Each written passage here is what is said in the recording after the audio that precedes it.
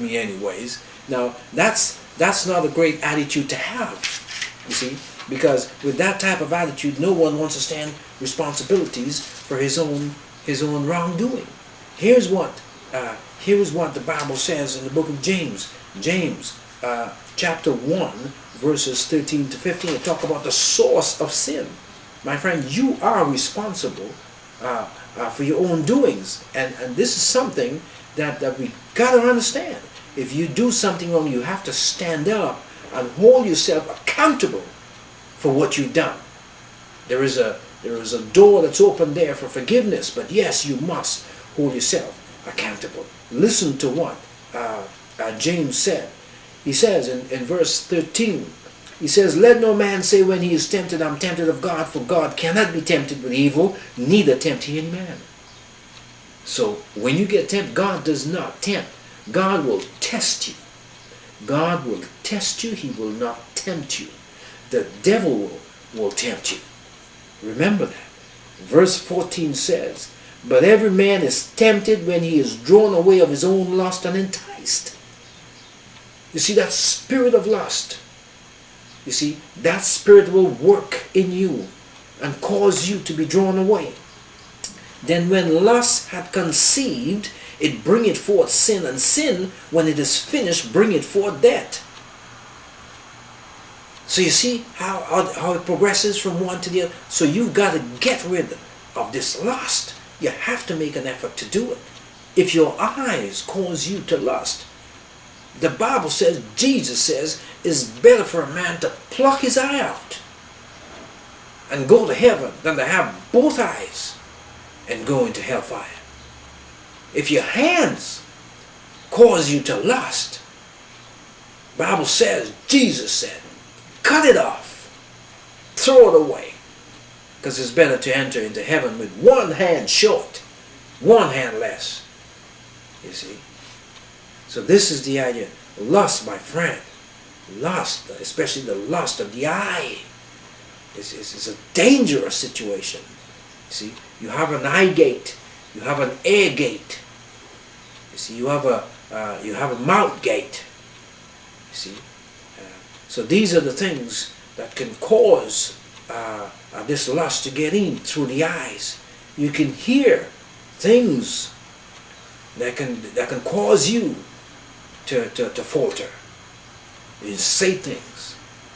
You know, you may not mean it sometimes, but you say it, and the words can be life or death. So you need to be very, very careful what you say. All right.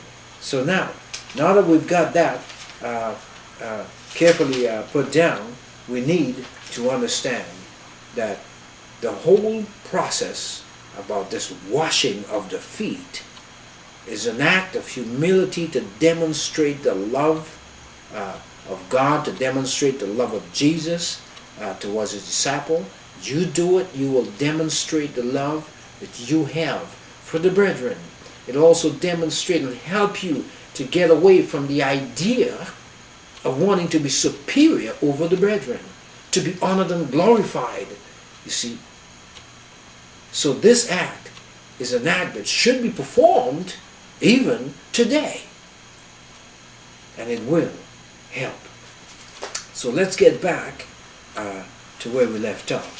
Now Jesus, again, he says in verse 17, he says, if you know these things, happy are you if you do them.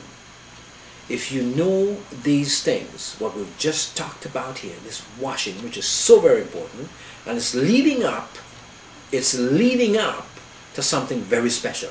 He said, if you know this and you do it, then you'll be happy. Happy, you'll be free from a lot of things that would try to bring you down or to turn you away from the love of God. He says, I speak not of you all. Now listen carefully what Jesus is going to say here.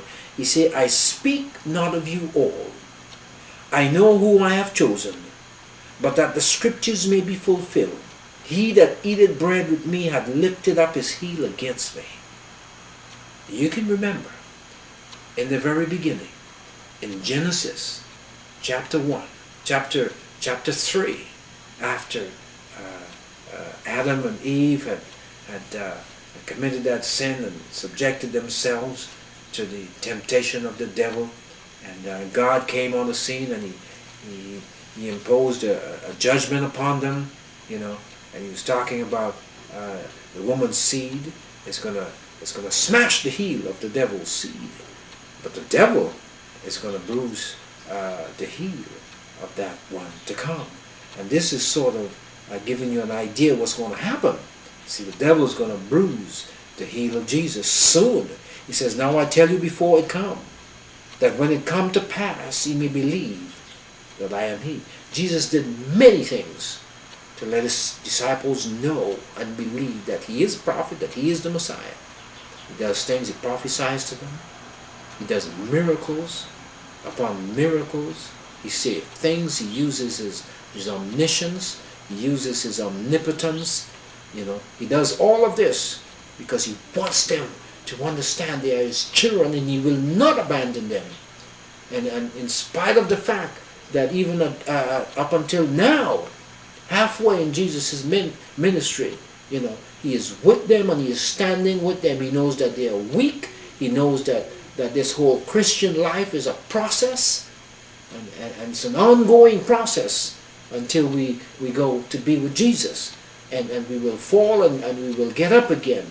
That the one that's a failure is the one who falls and doesn't get up. But if you fall and you get up again, you're a victor and not a victim. And this is the attitude that we need to have. Jesus fell carrying the cross, but he got up again because this is something that he had to do. And he was determined to do what the Father had commissioned him to do. And he said in verse 20, Verily, verily, I say unto you, he that receiveth whomsoever I send receiveth me, and he that receiveth me receiveth him that sent me. See now the word sent, apostolos, from the Greek, sent. An apostle is one that is sent. And he's saying, you know, whosoever receiveth me, receiveth the one that sent me. And now we have this great and terrible moment that's coming up, and